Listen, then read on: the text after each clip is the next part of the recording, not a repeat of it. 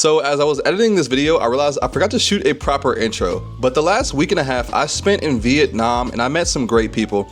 And today's feature is a retired couple that moved from LA to Da Nang, Vietnam. And you guys are gonna meet them, tour their home, and hear their story. I'm super excited for you guys to meet this couple, Mary and Rendell. So let's jump into it. Let's go.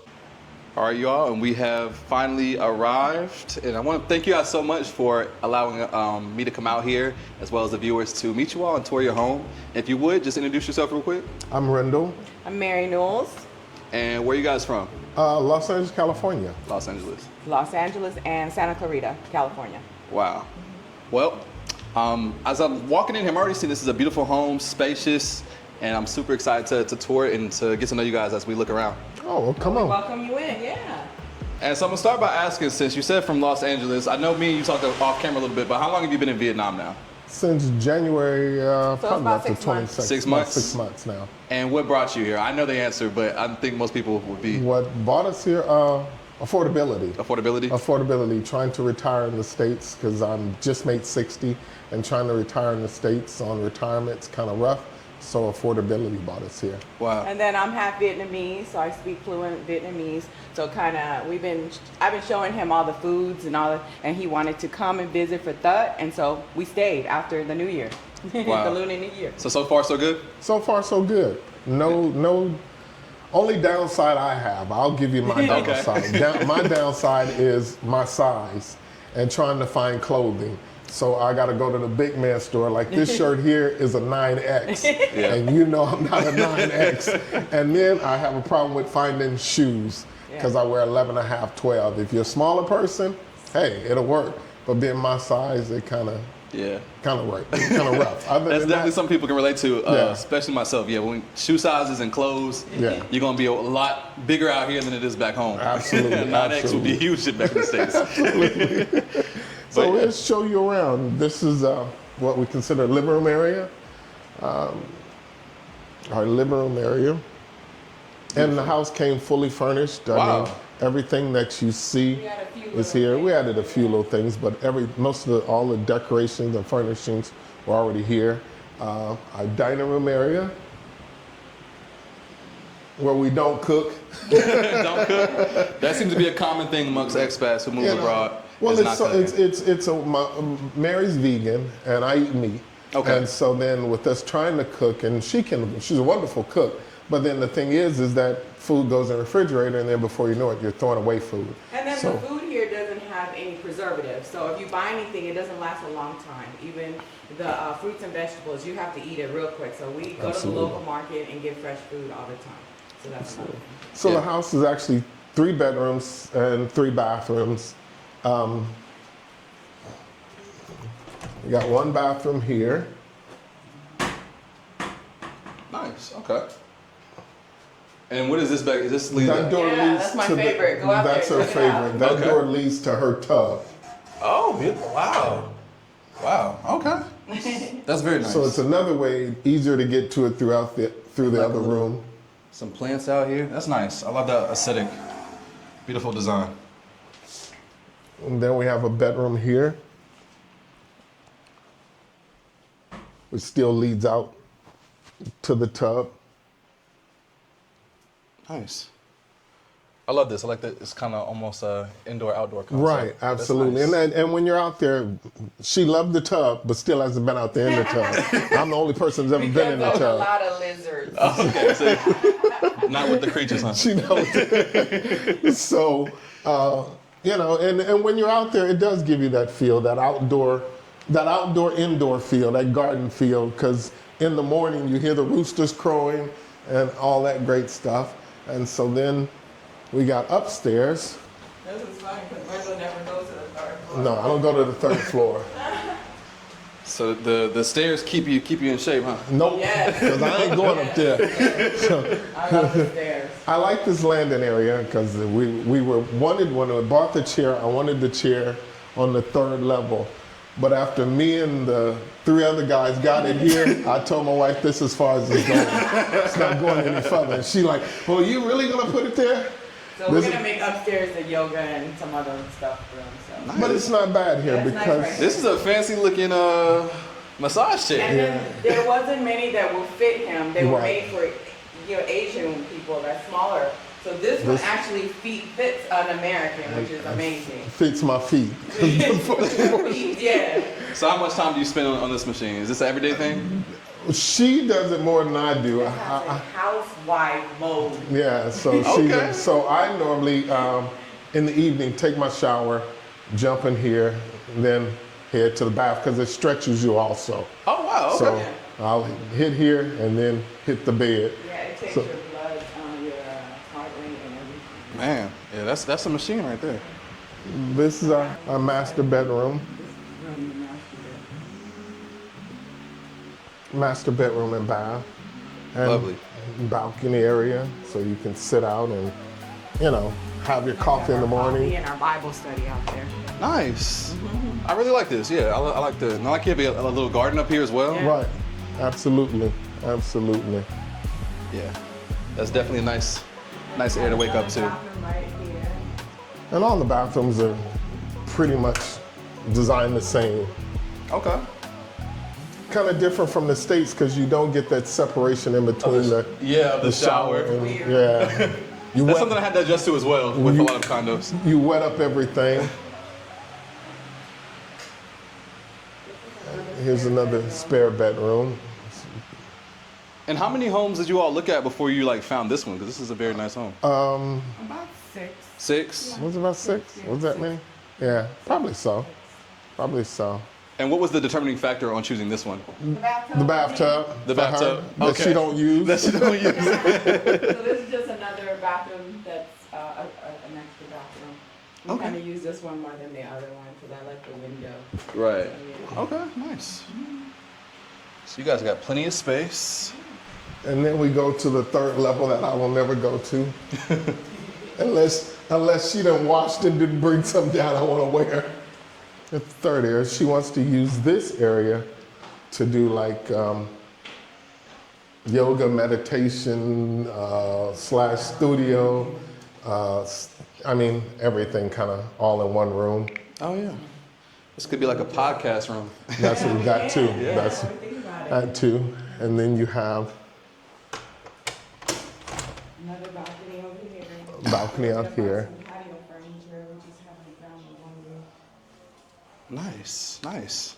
Man, I like that you guys have multiple outdoor areas, one by your bedroom, one up here, Right. even bigger. And then you guys got a little bit of a mountain view. That's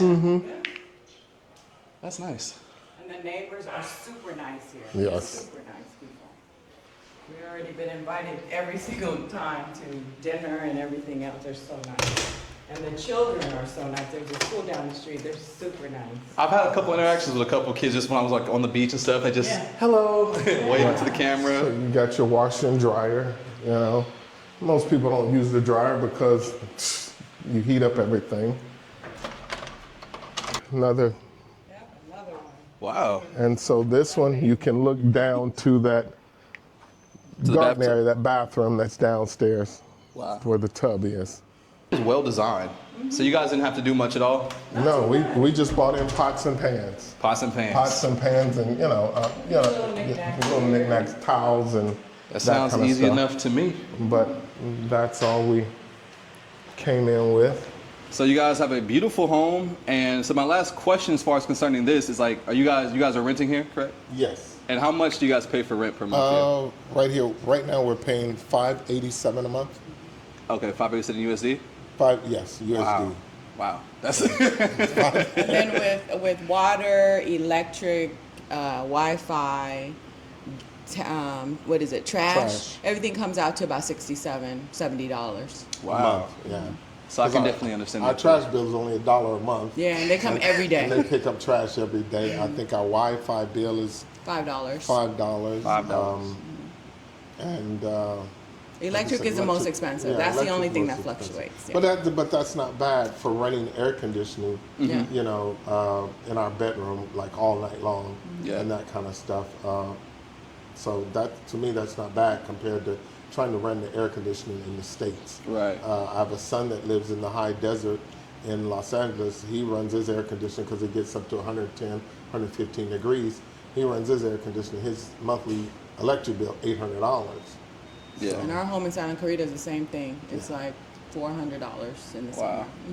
So yeah, I'm obviously moving to Vietnam. You guys are able to save a lot of money, especially Yes. compared to LA. And how long did you guys like plan that idea of coming to Vietnam?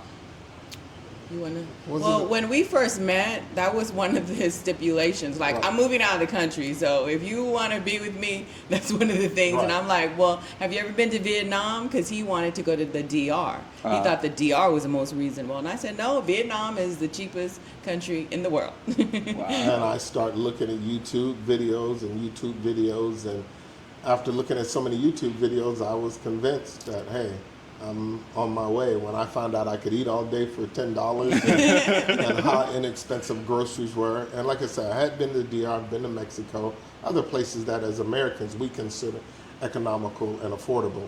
I'd been there, and so, but I hadn't seen anything this affordable. Yeah. You know, so I said, why not give it a shot? So we started going to Orange County. It's where a lot of the Vietnamese community people are. So I wanted him to hear, eat, and be around the people to see if he can tolerate, because we're loud. Okay, that's one thing we are. We're loud.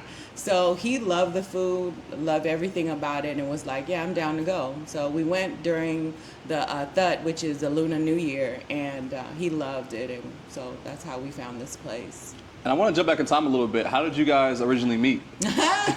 On a dating website. Wow. On Yeah. It was my first time ever. Bumble? Was Yes, Bumble? it Yeah. wasn't his first time. It Oh, was my okay, first wow. time. Shout out to Bumble. We met on Bumble, and she held off for a couple of weeks before she sent me the phone number. I guess she was trying to find out if I was a stalker, if I was weird, or Well, whatever. the only reason is his sister went to the same high school as me, and so did he. Yeah. Yeah. Well, his sister went at the same time, and so I found out we all went to the same high school. So I was like, okay, maybe he's okay. And then that's And how did things develop from there? Like Bumble, and you guys just After that, I teased her because the first date we went on, I found a vegan restaurant. I was living in Long Beach, California. because I'm vegan. I don't eat any meat. So I found a vegan restaurant, and we went to the restaurant after we finished eating.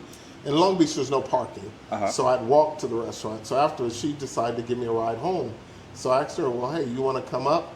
And it must have been about 8 or 9 o'clock in that evening. And we talked from about, when we got in the apartment, we talked from about 8 or 9 that evening to about 3 in the morning. 2 or 3 Yeah, o'clock in and the morning. I drive a Tesla, so my car was, I didn't realize I left the sensor on. It was draining. I barely had enough to go back home to Santa Clarita. It was crazy because I didn't want to stop because it was so late to charge. Yeah. right. After then, we were, inseparable. Wow, that's amazing. And now, so really quickly, you being a vegan, does it bother you any that he's not a vegan? Do you ever try to influence him to? No, I don't. No? I'm one of those people that don't try to influence. No, I just tell him, hey, do you want to try some? But then if he doesn't, I'm good with that. And then she could, a lot of people that are vegan, won't even touch meat. Mm-hmm. It amazes me that she can make spare ribs, steak, and everything without tasting it. And I mean, when I say cook to perfection, cook to perfection. Wow. And I'm like, no, you eating some of that before you gave it to me. No. Like you had No, to taste this. So, no. And so since you were born in Vietnam, but you spent most of your life in the States, correct? Yes, since I And was 7. Since you were 7. So basically, I mean, like essentially, you're both Vietnamese and American at that point. Like you Yes. spent your whole life there. Yes. So was there any cultural differences? I mean, like you still have that, you still have the Vietnam culture in you, or would you consider like yourself more like, is most of your culture wrapped in America? So being raised by a Chinese and Vietnamese stepfather and my mother being Vietnamese, I live in areas that were predominantly Asian. So I just moved pretty much when I was 19 to know more of my black culture, So to be clear, I'm more Vietnamese. I might look, but I'm more Vietnamamese, right? Is that correct? No, that's correct. Yeah. I mean, and even with, it took some getting used to. And not in a bad way. I went to one of my brothers and I told my brother, I said, I can't do this. And he's like, well, why? I said, because she does everything. I said, baby, you need some? You did, and I mean, somebody that would get up at 2 o'clock in the morning if I coughed to go get water. Wow. You know, so the culture, yeah, it was a. So you weren't used to culture that? I wasn't used to that, really. I mean, and it's not I'm not knocking, you know, anything about my own people or anything, but it's just a cultural difference, and I see it. You know, I see it in the way she cares, the way she does things. You know, Vietnamese to the bone, you know, take my shoes off before I come in the house. You know, I mean, just the whole 9 yards. So even when we finally got married, like, hey, this is my house. No, you're going to take your shoes off. So I take my shoes off. You know? And that was even before we moved here. Yeah. So it was the same deal. Yeah, even when we were in the U.S., we always had our shoes on. And what was it like for both of you to leave, like, your families behind and come all the way over here to Vietnam with you both having, like, children and stuff in the States? Both of, you know, our children are grown. Yeah. Right. You know, I have one biological son, but then I do have stepdaughters, which are 17, and now they're actually living with their biological dad. So still keep in touch with them every day, you know, that kind of stuff. And then her children are grown. So, you know, it was a point like we talked to our kids, I talked to my son, she talked to hers, and all of them said the same thing, you're only a flight away. Yeah. So, you know, it's, you Live know, your life, Mom. live your life, you know, and we miss them, you know, but they understand that, you know, we're here not to get away from them, but to live a better life in our later years. Right, of course. So you mentioned, you know, moving to Vietnam because of affordability and whatnot. And so are you guys both already retired or not? Yes. Both retired? Both retired. I didn't have to, but I was working 16 hours a day just to keep everything, you know, keep our apartment, keep the house, keep the cars and everything of that nature. And then I wind up, just to being candid, I wind up with prostate cancer. And so after the prostate cancer, you know, and I didn't find out, I thought I was healthy. I was working out every day, had got my waistline down to where I wanted and looking the way I wanted to look, and got a letter from the doctor stating that I needed a new knee replacement because 2014, when they put one in, the parts were defective. In the process of getting prepared for surgery, they found out I had cancer. So I had to have my prostate removed, and she didn't want me working 16 hours a day anymore. So it was either move in with somebody or, you know, make a decision, what are we gonna do? And that's when we made the decision to move here. To move to Vietnam. And I guess so obviously it makes it a lot easier that since you're Vietnamese coming here, and then also you were talking about like with the visa because you guys are married, that also makes it easier to stay here. Yeah, it makes it easier to stay here. Even though she speaks Vietnamese, you know, she didn't know anybody here, and I didn't know anybody here. So on my behalf, just to be real, it was still kind of scary. You know, hey, what if this happens? What if that happens? What if this happens? And I think we allow the what ifs to stop us from moving forward, and sometimes the what ifs never happen. Yeah.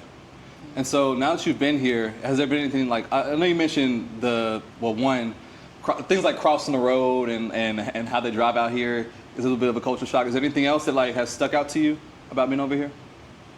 Not in a negative way, a positive way, yeah, because the people are so friendly. It was the first place I've ever been where you can meet somebody at a coffee shop this first, 1 minute, and then the next minute you're at their house having dinner, all in the same hour, you know. Yeah. So that was shocking to see the hospitality of the Vietnamese people towards us as Americans, especially with all that the two countries have been through. Yeah. So I was really, really shocked but then with talking to some of them, they say to me, you guys didn't ask to come here, you're forced to come. Yeah. So why should we hold something against you because you had to do something, so. And then just to tell you a little funny story, I don't tell people I know how to speak Vietnamese. So I would be out and just to see if people treat us a certain way in the area when we moved here, even when we go shopping, other places like that. And we have never had anybody calling us anything weird names or anything like that. All we have had was a lot of love, and it's the only place I know. They always ask where he's from, where I'm from, and then once they find out I speak the language, it's like more love coming out. Wow. Yeah. So but I'm never an American. I've been Indian, I've been Yeah. Mexican, Because of his hair. you name another nationality other than Black American, I'm in. Yeah. So I've even had Muslims come up to me, Assalamu alaikum. Yeah. You know, and I'm like, nah, dude, I'm Black American. Yeah. I know, I know the response, but it's cool. That's The amazing. love, yeah. I definitely, I think it's so important for Americans to see other cultures, because a lot of times, we have this propaganda and idea of what, the rest of the world is like, or maybe some people's perspective is very limited to what the rest of the world is like. And one thing that has stood out to me specifically, kind of like along the lines of what you guys mentioned about the kindness that you'll find a lot of times here in Southeast Asia.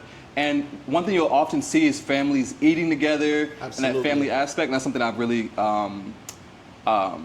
appreciate to see, just see people together and, not taking life too seriously, where you don't have the time to come together and, and as a community and as a family and enjoy each other's company. Absolutely. Well, I'm we're both in age. I'm 60. I just made 60 June 11th.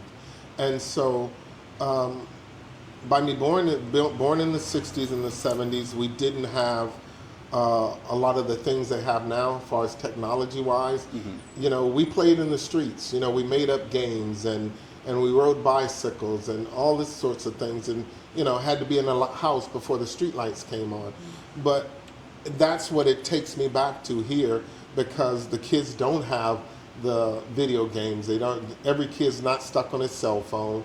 Every kid's not playing Sega or Xbox or whatever. They're running up and down the streets, and the kids are even very polite, very friendly. They'll come knock on the gate. We have one little boy comes knocks on the gate, and he wants to know if I can come out to play. And so my wife has to tell him he's taking a nap right now. Well, when he finished, can I come in and play with him? Because their thing of football is soccer. Mm-hmm. Our thing of football is American football, NFL. Right. So I did bring a football with me, or my brother brought it over for me when he came to visit. And so I go out and throw the football with them, and very well respected. I'm considered grandpa, and even the adults on the block still very well.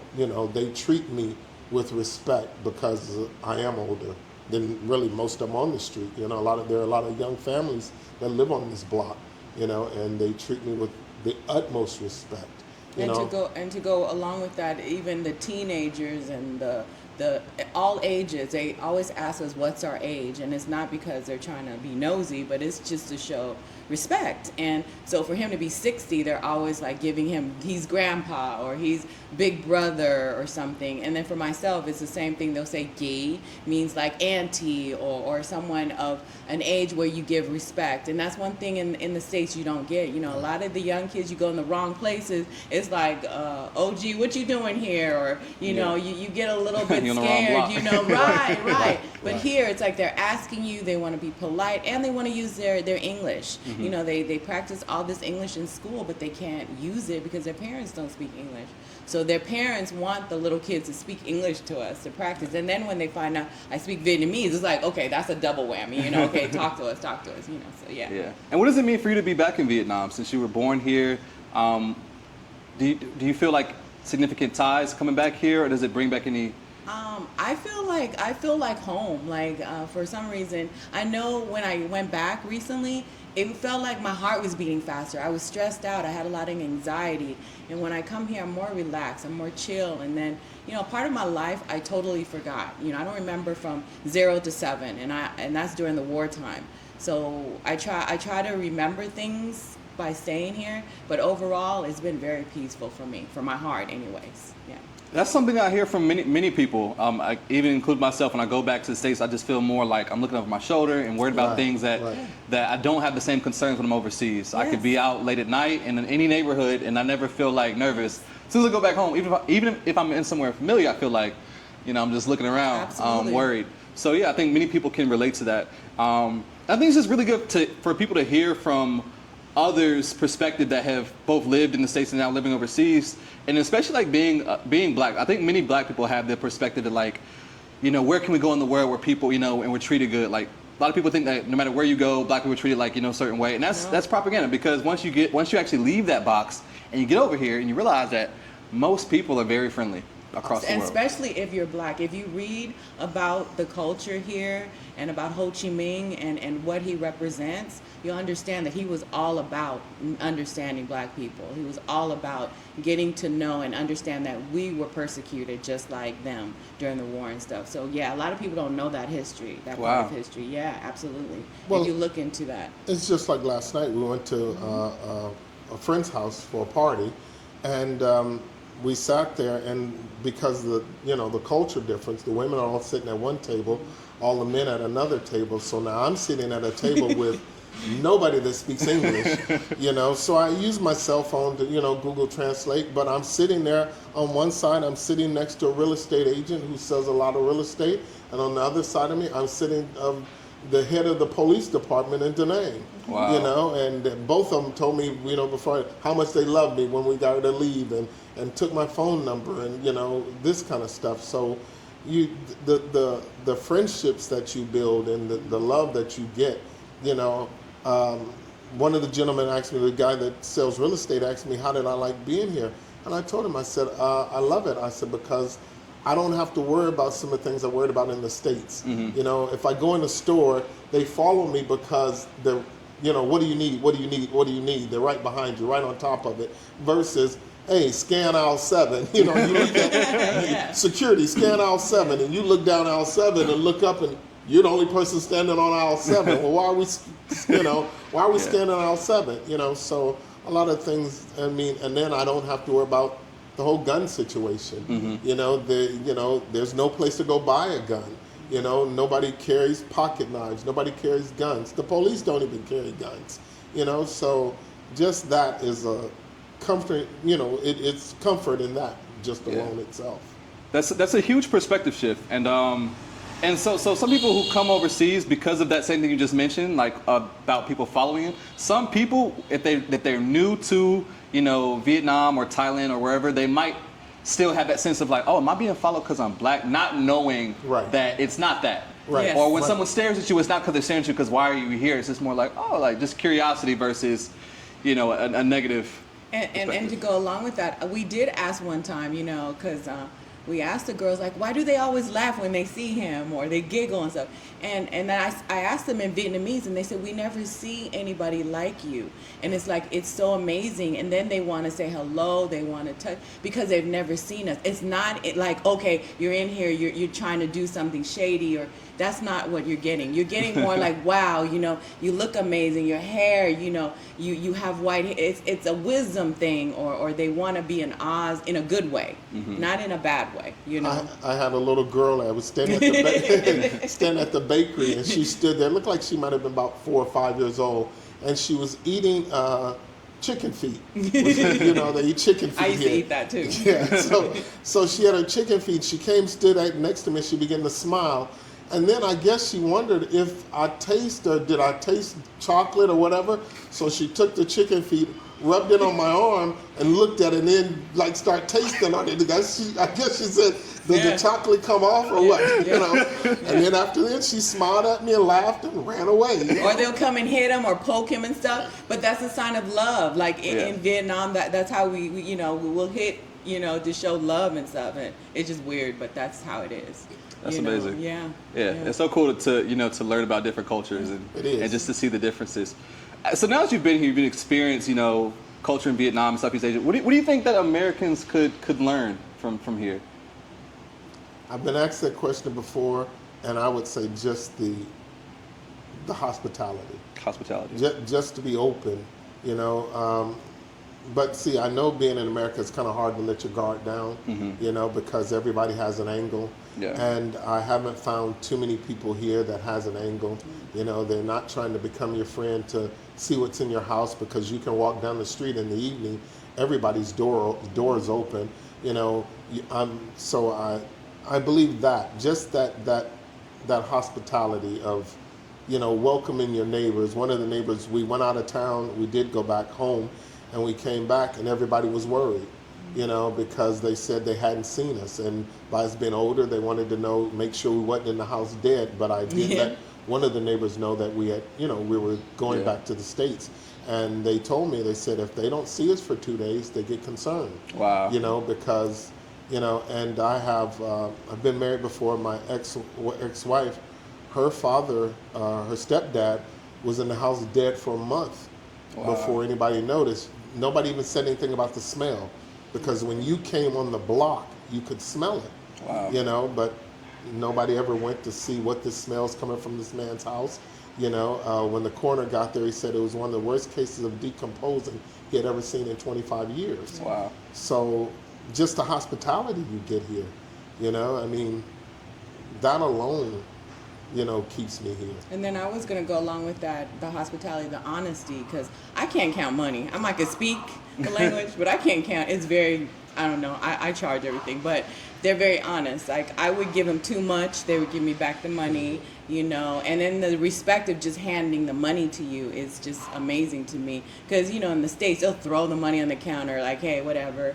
But here, they show respect to you, and they'll make sure they count it right for you. So they especially the young people, because mostly young people work, you know, doing the service jobs, and they're like so honest. We have left things that are very valuable at coffee shops. They would come and give it to us. It's just honesty is the next thing I would say. And before I could count the money, they would literally see me struggling, take the money out of my hand, take their portion out, and give it back, give me my money back. Yeah. You know, when in the States, my money would have went out my hand if I couldn't count it, and you'd have gave me back a whole lot less. Yeah. You know, 20 for the store, 50 for me. You know, and so I haven't ran into that issue, which I can count the money now.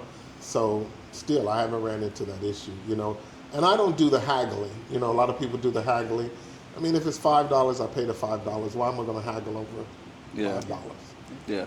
Those are things that money can't buy. Right. Money can't buy that peace of mind and trust that you get from people. So that's something like I definitely also appreciate about, you know, just being on the side of the world. You know, it's different. It's just different. You know? Absolutely. Transitioning into retirement life out here. So now that you are retired, like, what is you guys' day-to-day routine? What does retired life mean to you, and what does it look like out here?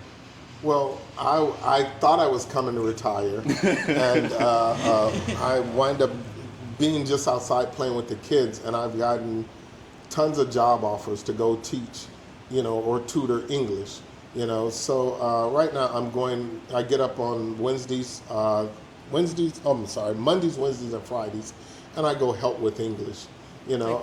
I tutor English for some engineers. Wow. And so that's just going in just there. to help them talk. Holding conversations with them, helping them talk. So, and then even with the little kids outside, trying to help them speak English better. Since we're retired, we said, why can't we give back?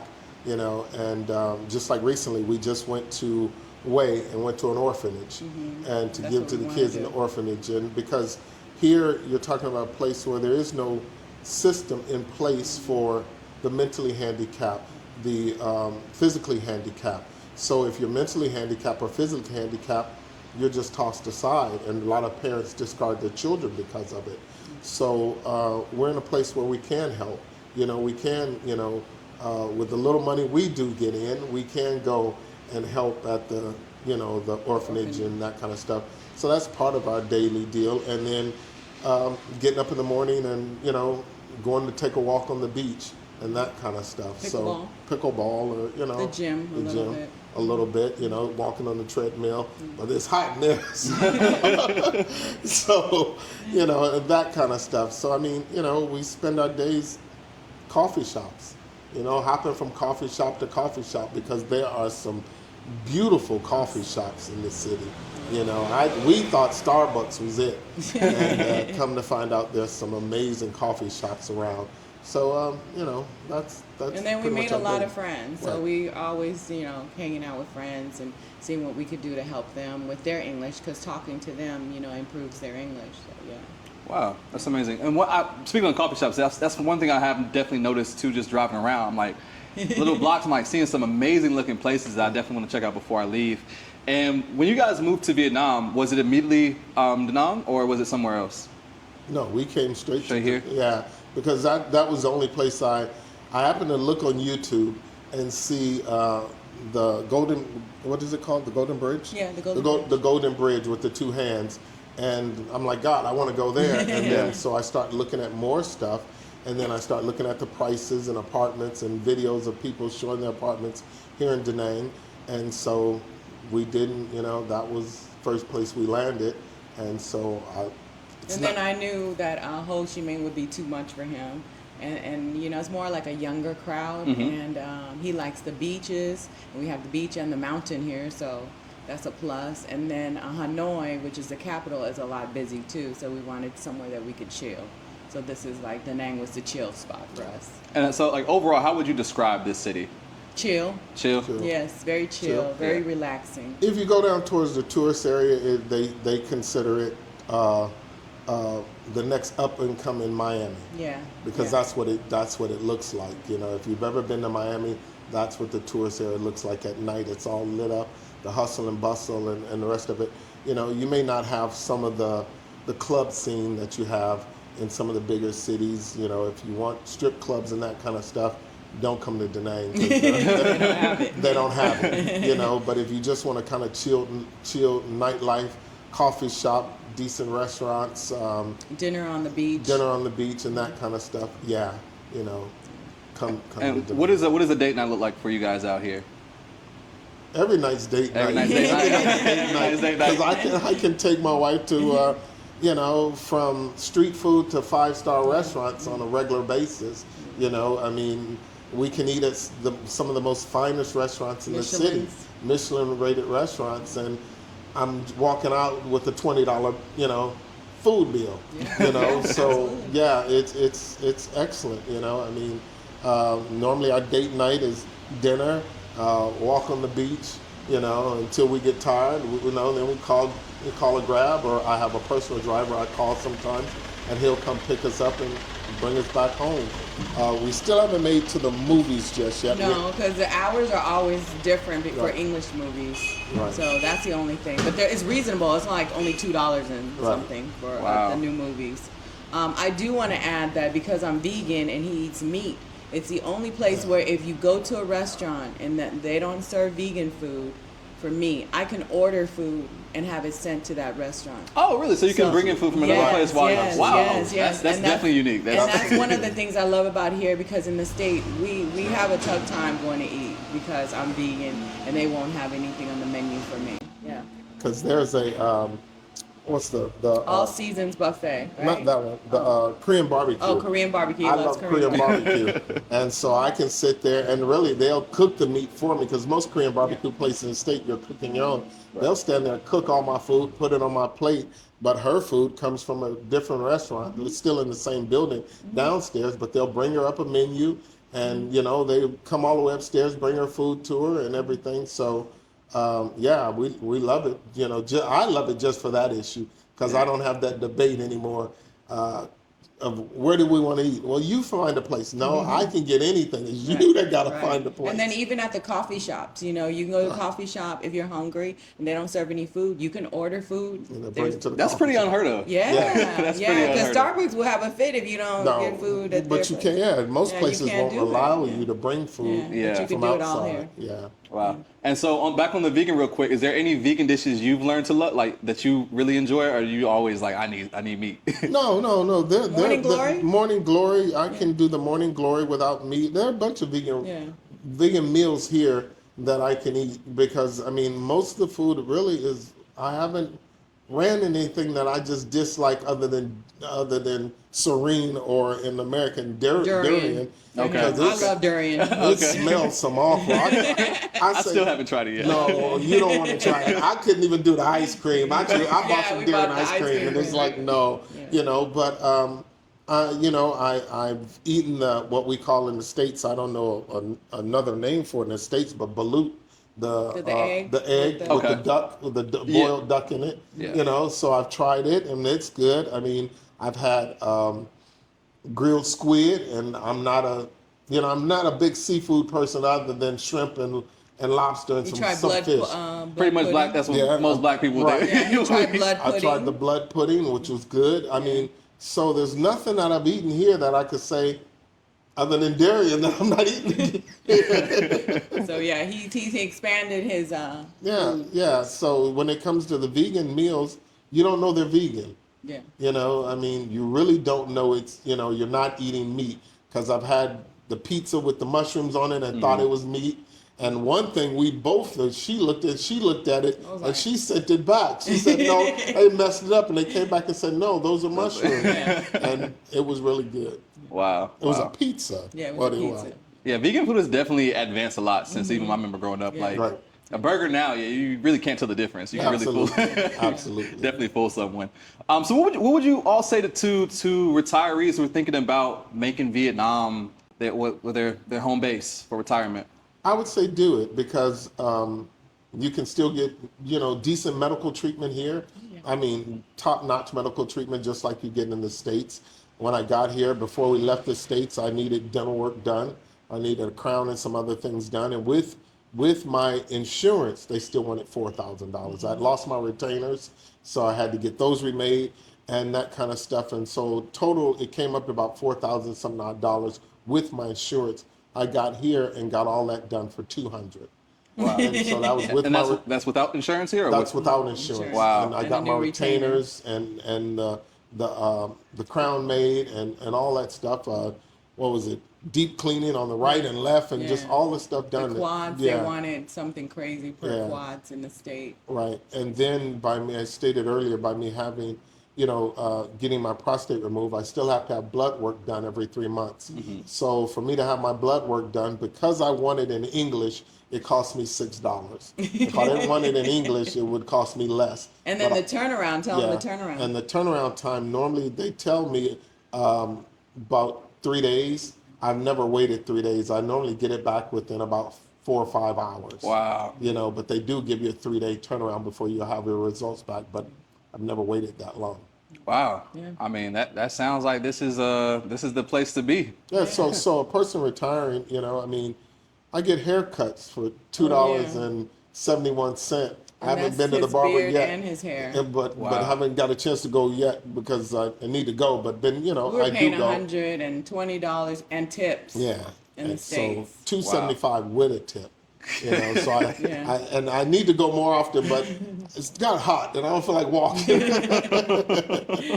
But so retirees, I would say, yeah, make that, you know, make your retirement go further. Yeah. You know, because in the States we work all our lives and working all our lives and then come to the end of, you know, your golden years, as they say, and then can't afford to enjoy your golden years when you worked all your life. Yeah. You know, and that's even with 401k, that's with setting money aside, that's with Social Security. You know, I mean, it's difficult. You know, I have brothers that are older than me because I'm the youngest of 5 boys, and I have brothers that, and I'm trying to convince them the same thing. One of my brothers came and he's trying to convince his wife, you know, hey, had let's such a great time. Yeah, he says, hey, let's live there 6 months out of the year and then live in the States 6 months out of the year. So I don't know if he's still trying to convince her, but hey, if you don't, you know, we're enjoying it. So I would tell anybody that's retiring and, you know, you're looking to live on a fixed income, hey, this is a wonderful place to be. Yeah. And as a couple, how much, and everyone's lifestyle is different, but what would you all think the minimum somebody would need to bring in per month to comfortably live out here? Not like an extravagant life, but just a nice, comfortable life.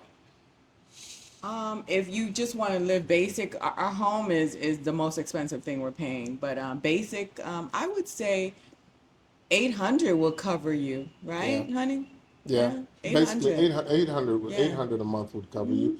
I mean, depends on how you want to live. Yeah. If you want to live, let's just say, if you want to live extravagant life, if you want to be, you know, as they say, balling out, 1,200. Wow. You know, 12 to 1,500. If you're bringing in that a month, well, you're doing that way. You're going out, you're eating at the restaurants every night.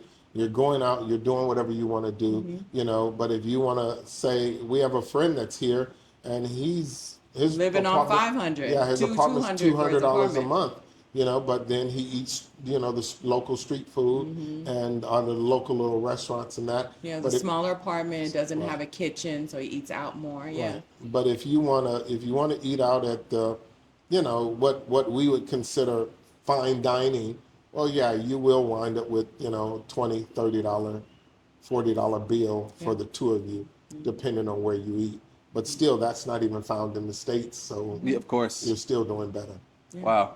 This has been a super, super insightful interview, and I'm sure this will be viewed by a lot of people who are going to have a lot of questions Yeah, for you all absolutely. reach out. And I know you mentioned when I got here about finding homes out here that you all can help Yeah, with that. so that's one of the things that my passion is to help people if they're in the States and they're scared to come here. Hey, reach out to me. I'll help you find a nice place, as nice as this or smaller, whatever. And I'm here to help even because I speak the language. You know, a lot of us are scared to leave our area. And so I'm here to help, any way I can, Well, I'm going to leave. Her information will be in the description. So you guys, if you have any questions concerning real estate or whatever she can help with, reach out. Hopefully that doesn't backfire. You had too many people. No, and like I said, don't be scared. A lot of people are scared because they won't leave their area Yeah. and venture out. And that's the main thing. To try new things. You never know how much you're going to love a place until you come and experience it. Because this place will give you love. This place will open your heart and treat and make you realize that there's more to life than the hustle and bustle of the States. And then if it, and our I'll say this, our biggest thing, if it don't work, what do? Turn around and go back home. And try to make something work there. So I mean, the only failure is not trying. You know, so you come and you don't like it, can't deal with the heat or whatever it is. What do? You go back home. It's not like you're giving up your citizenship or anything of that nature. Always look at it. To me, it's like every day being on vacation. Yeah. So hey, what do you do at the end of vacation? You go home. You don't like it, you go back home. That's amazing. This definitely beats being in a retirement home somewhere in America, Yes. just waiting on waiting on time to be over this. But now you get to truly enjoy your life, and not just scrape by, but actually live a fruitful life. Right, Yes. right. That's amazing. Absolutely. Thank you all so much. Like once again, thank you for having me out here and allowing me to interview you all and see your home. I really enjoyed this, and I'm sure a lot more people will enjoy this as well. And you guys will probably end up having some new friends that move out here. Wonderful. Well, thank you for thank coming. you so much. Thank you all so much. All right, you guys, that was a great interview from Rendell and Mary. It was a pleasure getting to sit down and speak with them. After the interview ended, I ended up sitting there for probably a couple more hours and just chatting with them. And one thing I want to share with you guys today gave me some insight on Da Nang. So I guess it's Da Nang. I've been saying it wrong. But Da Nang here, that there's definitely opportunity in this city for people who are entrepreneurial to bring things such as soul food here. Or they also told me that this city could use a good bakery.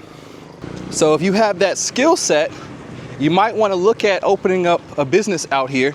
And I don't have all the details on what it takes to open a business out here, but they said it could definitely use a good bakery. I'm talking about that good pound cake, that good sweet potato pie that's missing from the city. And they also told me this is a developing city. So there's a lot of, over the next few years, a lot of growth will probably, the city will probably experience a lot of growth. So it's best to get in early right now. You can catch that first wave and be the person to bring that here. So right now we're talking about some soul food. It says some chicken and waffles or a good bakery or ideas that you might want to consider bringing to this city. They said there's a lot of opportunity for that. All right, you guys, but now I'm gonna walk around, check out the neighborhood a little bit. They gave me a couple recommendations for restaurants to try and just things to look at. So I'm gonna try to bring you guys on that real quick on this same vlog. I have a separate vlog of that's just gonna be me kind of like getting my first impression of the city. But right now I'm just gonna take you guys around to their little neighborhood and so we can get a little bit more perspective on the area. So let me cross the street safely. So I'm like 5 minutes from their, probably like 4 or 5 minutes from their house. And they have this little coffee shop right here, which is cool, called Lucas Ice Cream and Coffee. And then they also have Lucas English. I guess it's an English class. And then I guess down to the end of the road is going to be towards the beach. So shortly we should be getting to the beach. Hello. Hello. Hello. Hello. The locals are so friendly. The people are just like saying hello as I'm walking. Telling you guys, man, travel, get out your comfort zone. Most people are friendly. Hello. So you got the kids riding around and stuff. Hello.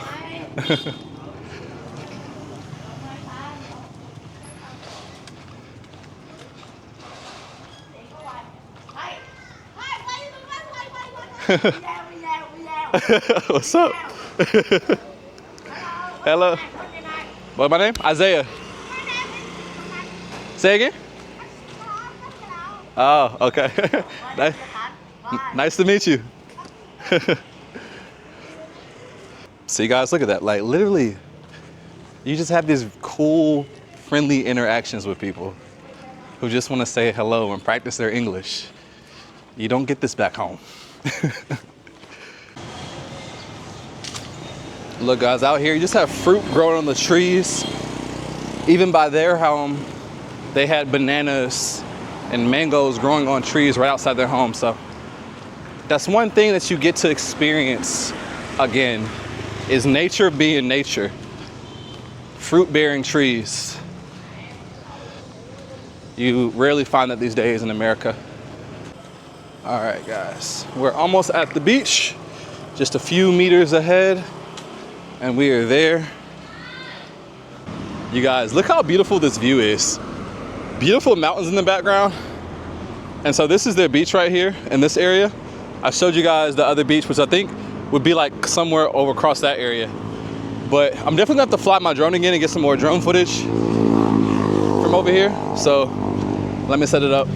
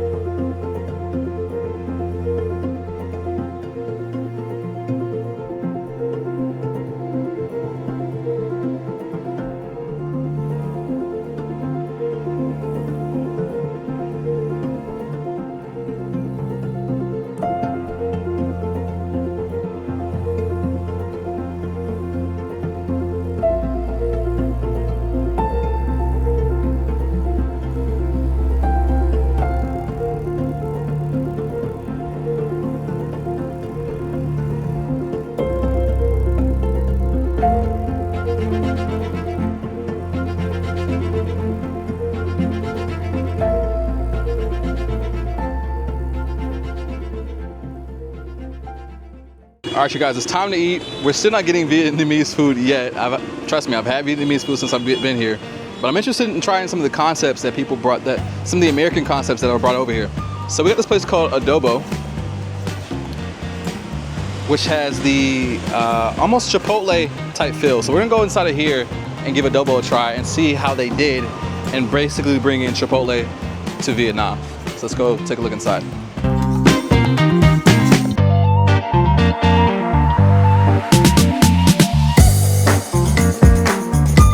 Let's do pinto beans.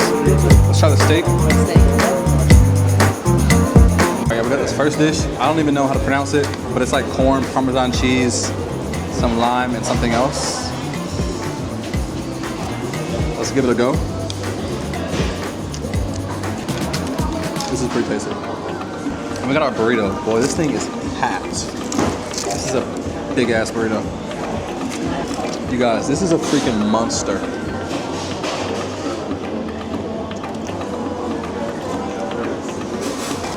This is definitely valid. Let's try the cream sauce, the white sauce. So I have finished my food. The burrito is gone. I finished every last bite. Huge burrito. This also delicious. My first time having this. Like I said, it's corn, Parmesan cheese, lime juice, something else. Delicious. I'm gonna give this place I'm gonna give it an 8.5 out of 10. Solid place. Steak was seasoned. The only thing left to see is the price, because I'll be honest with you guys, I didn't bother calculating. I've been spending this dong like Monopoly money, so I have no idea what my total is. So let's see how much damage we did with this side, a big old burrito, a pineapple ginger fresh squeezed juice, and the water. Let's go. All right, guys, so total for that was $15.